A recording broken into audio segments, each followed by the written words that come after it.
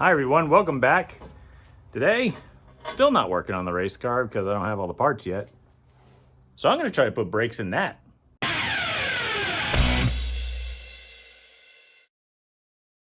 you're new to the channel or a returning viewer or subscriber, thank you so much for watching. I greatly appreciate it. Please subscribe if you haven't already. Tell your friends if you think they'd like something like this, or engineering, race car stuff, diesel truck stuff. Not that. But anyway, I'm gonna try, since my parts aren't in yet,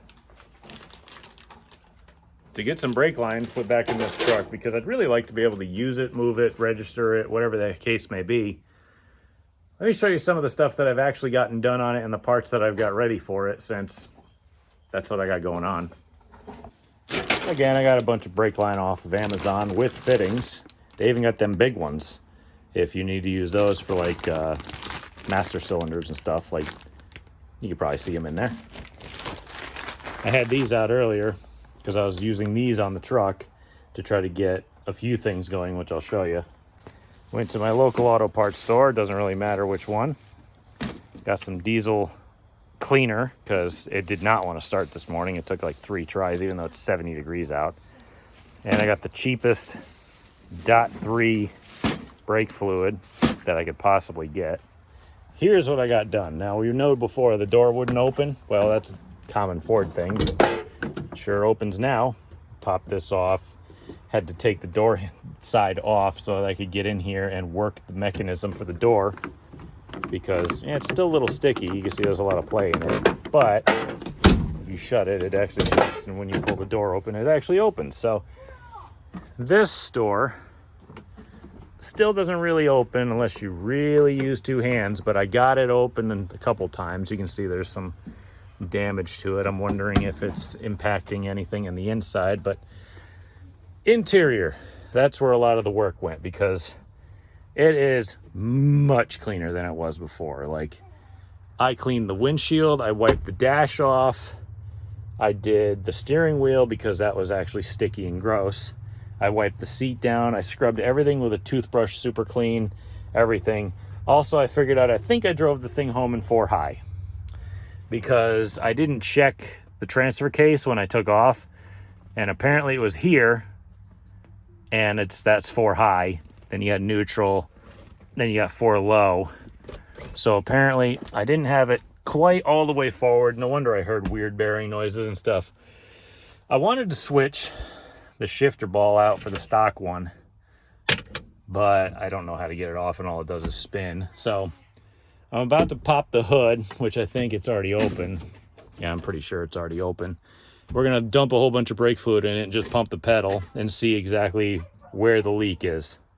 My other plan is that when I finally get the brakes going in this thing, I'm gonna try to take my engine hoist. I don't know if it's even gonna work, but I'm gonna try and try to drag this thing out of here. If that doesn't work, I guess I'm just gonna chain it to a tree and drag it out and see what happens.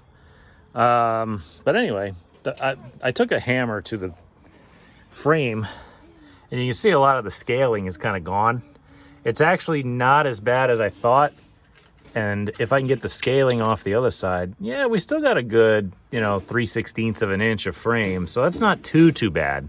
I'd like to smash all of the rust off the frame as I can, and like, not undercoat, but protect, like fluid film or wool wax or anything like that, and just try to get rid of all that as much as possible. The bed's definitely gonna go.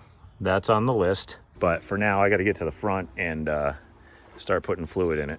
I was just messing with this battery terminal, thinking, hey, why isn't this, kind of covering it up? And then I noticed, oh, no wonder it had a hard time starting this morning.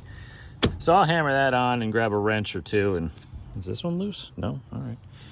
Get that thing going. Oh, looks like I left the cap off for that. Oh, well, it's not like we were really losing any fluid through there anyway. But anyway, I'm not really used to these big, well, I guess it's an international diesel because it's a 7.3. I believe it is the year before they went to their own Powerstroke engines. This is a 2000, and I believe in 2001 they moved over to a 6-liter, I want to say. But I don't really want one of those ever, so this will have to do. again, this thing runs so well that I've been really contemplating in the last few days whether I want to just like grab my other truck and like another small trailer or something and drive to like North Carolina or like somewhere down south and just pick up like a body for it. If the frame is good and all the stuff that bolts to it's good and it runs this well.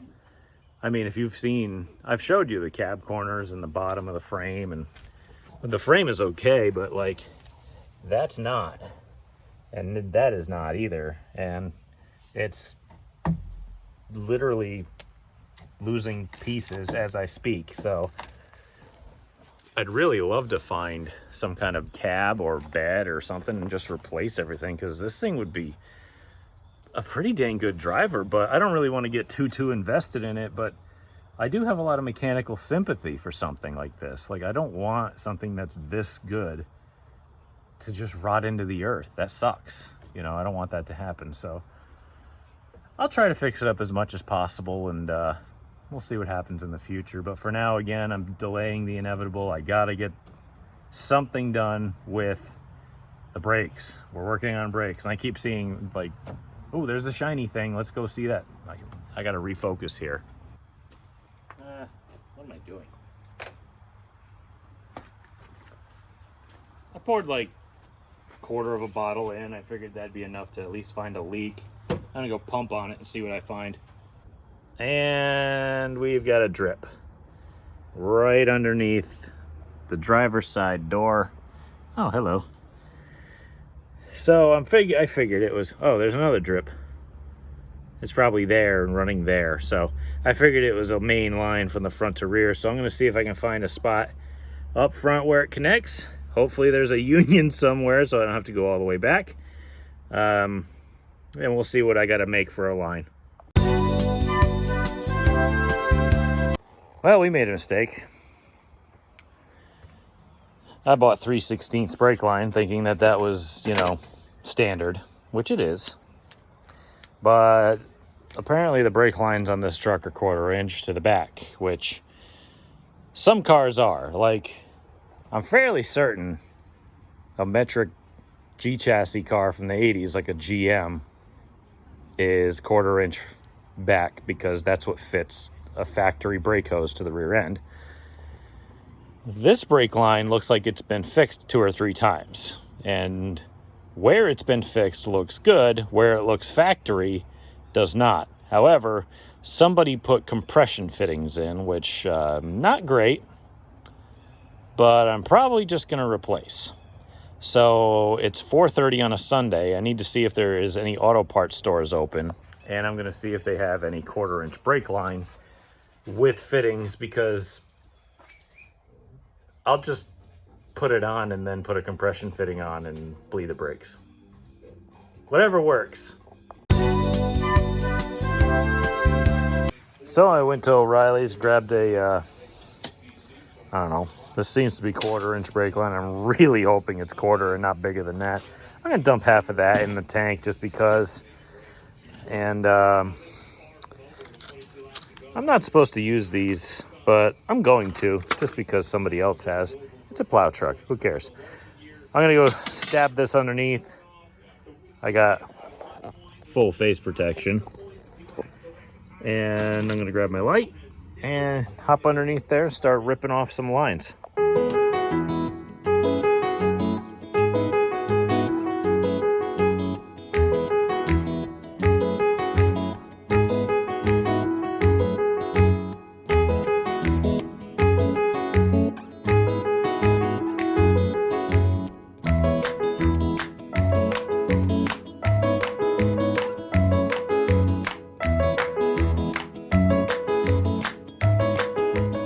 Sun's starting to go down. Got a little bit of fluid in here. I did a leak check. I don't have any leaks. I definitely ate a piece of rust that fell into my mouth and puked, literally trying to cough that back up. So that's great. Anyway, had the heat out with the MAP gas, with the PB blaster, and I got the bleeder loose. So I'm gonna see if I can run a little bit of fluid through this rusty thing and see if I can get some brake pedal back.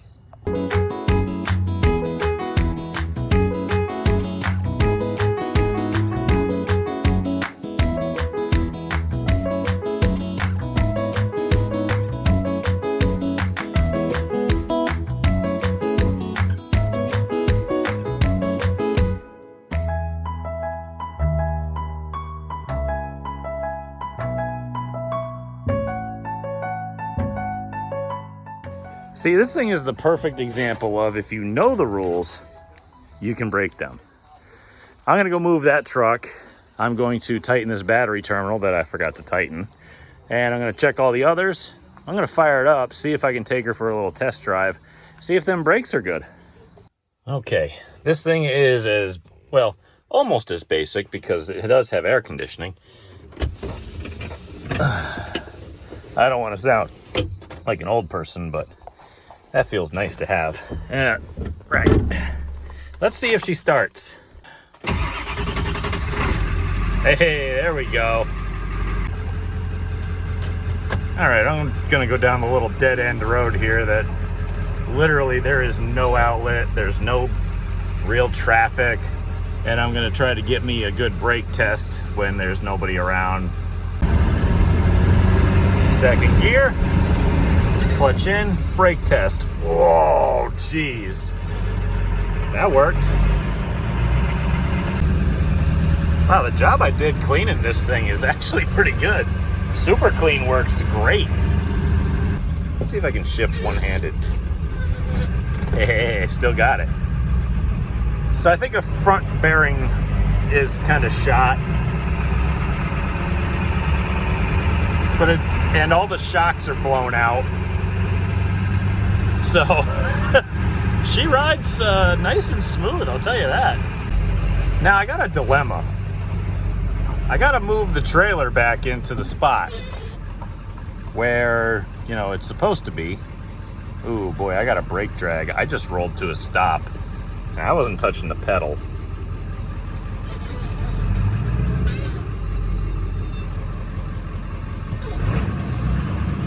I don't know if I should chance it because the back hitch is not good. So there's definitely some kind of a brake drag, which stinks. But if you look at my gauges, they look great. I got a lot of voltage, a lot of oil pressure, temperature's finally coming up, a little less than a half tank of fuel. I mean, this thing runs perfect. I really kind of want to try it, but I don't know if I can trust the hitch, and I've been mulling it over in my head the whole time. I don't know. Nah, I probably shouldn't. Okay, we're gonna test whether or not I can use this hitch with this hammer. Are you recording? No. So nightfall's approaching, but this thing's not too bad. I mean, we do have an issue. Both of the rear brakes appear to be dragging. I'm not really too concerned yet because it was the rear brake line going to it. I'm wondering if they were rusty. I'm wondering if they just needed to get hot and break a rust seal on the pistons or whatever the case may be. But I drove it up and down the road.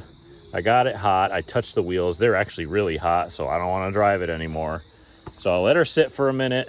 I'm going to go take this, which is my best lubricant that I own. It's a Toyota high-performance lubricant. It's actually incredibly good.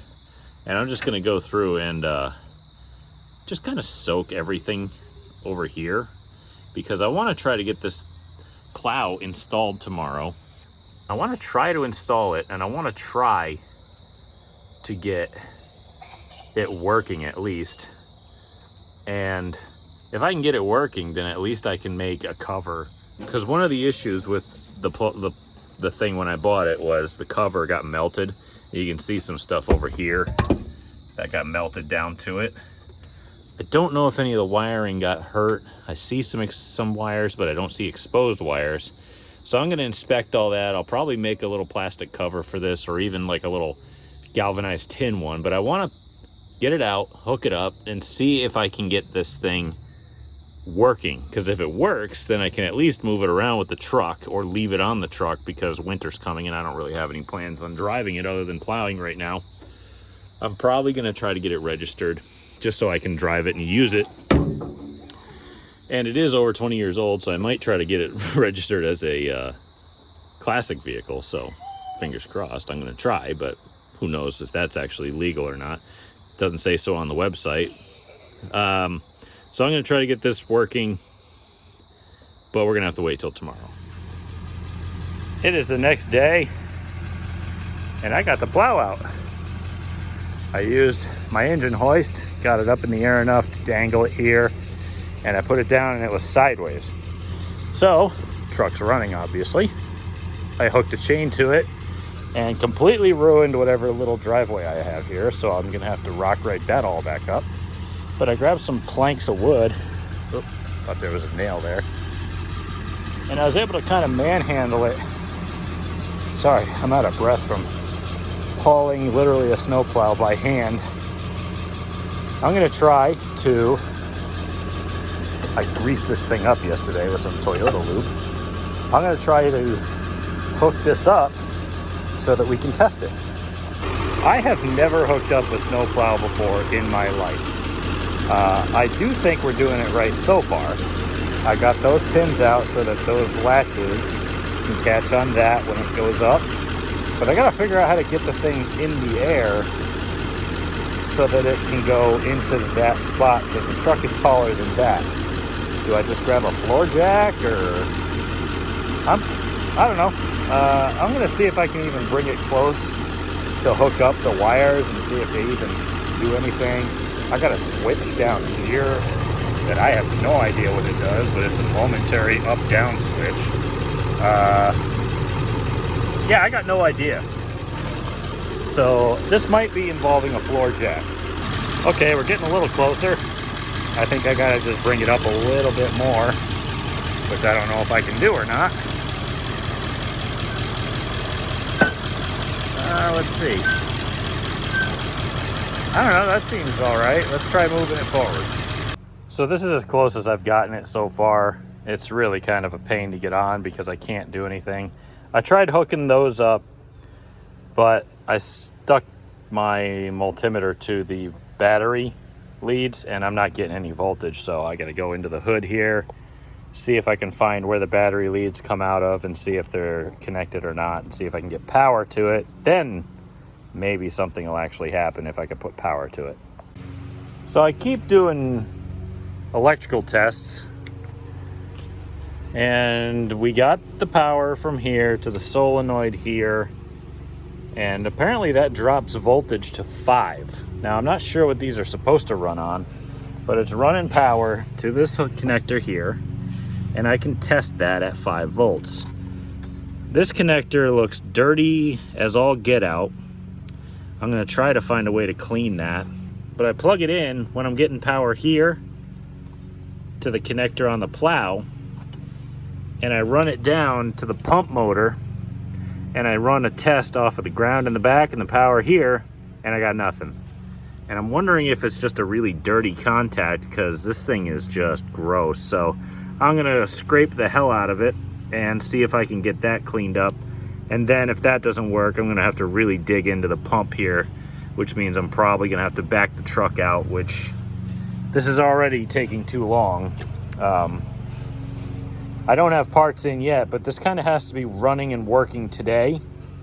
Otherwise, I'm literally dragging this thing out of my yard because it's in the way of the garage with every bit of crap that I own in the way. So the bed is so bad on this thing. I was thinking about loading all the scrap metal into it and then just unbolting it at the scrap metal place and having them take the bed with it, but I don't know. Either way, I'm gonna try cleaning it first and then running another test to see if it's getting power at the pump. Hopefully we can get something out of this. So I went to test it again, nothing. And I looked down here at the solenoid because I lost power, and this labeled the ground, which is orange. Not there. So now I'm gonna go get a tech screw and find a place where I can just jam that into put a new ring terminal on this and try yet again.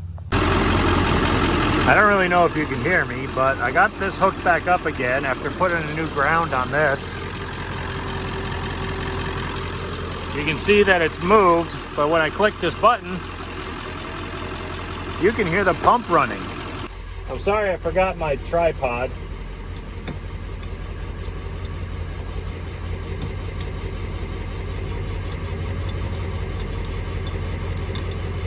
No clue. But I got it running so that it'll charge the battery up, and you can tell she's a little worn down.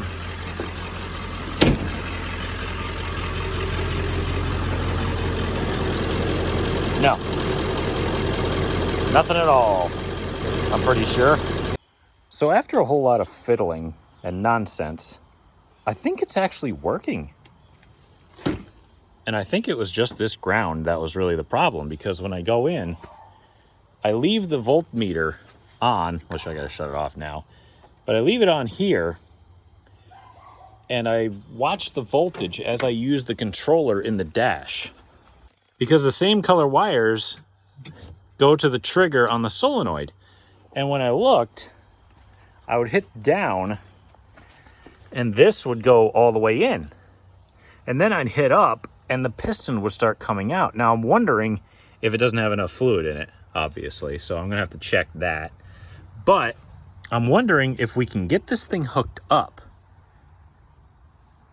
I bet you it works. So just hooking it up is gonna be the difficult part, but for now, I gotta go get my kid off the bus. So I'll be back.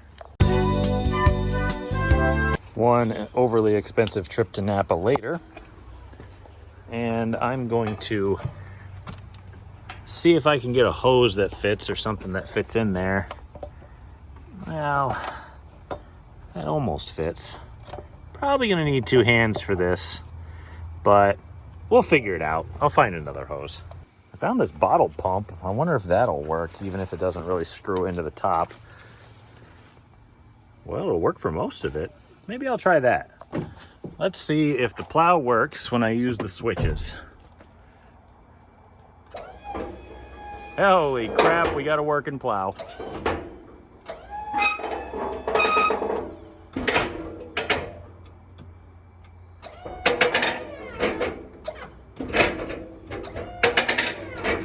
That's bad sounds. But it works. Oh, I killed my rag. All right, let's check the fluid. Make sure that we have all the hydraulic lines are working and not pouring fluid everywhere, which I don't think they are. I'm gonna check the fluid level in the tank back here and top it off, because it sounded like every piston had to refill. So I'm wondering if when they took it off, if it got tipped over and it just dumped all the fluid out, because I don't see any leaky hoses, luckily, knock on wood, ow my face. I don't see any leaky hoses. I don't see any problems. I see no leaks out the cylinders. So I'm just gonna top it off, and I think we got a working plow truck here. But I also gotta make a cover for it because the cover's missing. So I want this to stay in good shape.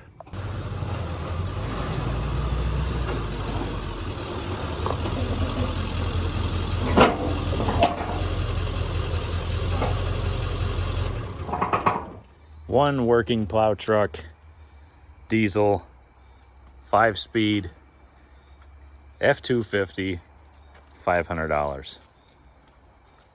Plus a bottle of hydraulic fluid and a hell of a lot of elbow grease, but it works. Found a piece of random roll plastic just hanging around the garage, so I just kind of threw 2 holes in it and zip tied it on. It'll stop the rain from at least draining down into the thing. I mean, it's not like the most secure thing, but it ain't going nowhere. So that should be good to keep a lot of the moisture out of the hydraulics and electronics, since, geez, even straight up, it's hitting the mount. So that should be good enough. But it's done. One working plow truck with a cover, even though it's not that great. Here I am ready to finish the video. I didn't even check the lights. They work. That's awesome. Okay, before I go, I'm testing the air conditioning and it works lovely. I wonder if the max air works. Oh, there we go. Oh, it works. That's pretty awesome. This thing is blinking at me. I wonder if there's a disc in here. There's a CD. Oh. Mixed. No idea. I'll get in trouble with copyright if I let this play though. So I'll check it out and let you know how it goes. I'm gonna move this thing out of the way because I gotta put my trailer back in place. I gotta get the late model moved out of it. We're going racing on Friday, maybe Saturday. I don't know what the weather's gonna be like yet, but hope you enjoyed a couple truck videos because this thing's kind of neat. I mean, it's not every day you get this kind of a deal. I mean, $500 for a literal working, see, it is moving, plow truck with a 5-speed with a 7.3 Powerstroke, and it runs and drives. I fixed the brakes, I fixed the plow for like, I think it was $50 I got in total in this thing right now. Just brake fluid, a line, some hydraulic oil, and some, that's it. I'm into this thing for like $560. And I got a working diesel 5-speed Powerstroke, whatever, the last year of the 7.3, by the way. So anyway, thank you all so much for watching. I greatly appreciate it. I'm gonna enjoy my air conditioning for a minute. I gotta get this thing moved. Tell your friends, subscribe, do whatever you can for me. Again, I'm not asking for money, I'm not asking for fame, I'm not asking for anything. I'm just saying, look, you know, I'm just trying to spread the word of doing it yourself, because I definitely did in this episode. And learn how to fabricate, learn how to work on stuff. You know, I got the race car sitting in there, I got the other one in the trailer. I'm doing all this mostly on my own, but with the support of some very kind people. And trust me, that does not go unnoticed, and it is I'm very grateful for all the support that I've gotten out of this little tiny YouTube channel. I appreciate every one of you subscribers. I appreciate all of you who watch who aren't subscribed. But that subscriber number does help. If I can get it over 1,000, that means Google might start giving me money. And if I can get money, I can buy tires. Even if I just buy one a year at this point, I don't care. Something helps the race team. And maybe we can all have a good laugh and learn some things along the way. But anyway, thank you all. I greatly appreciate it. And until next time, I'm going to get this thing out of here.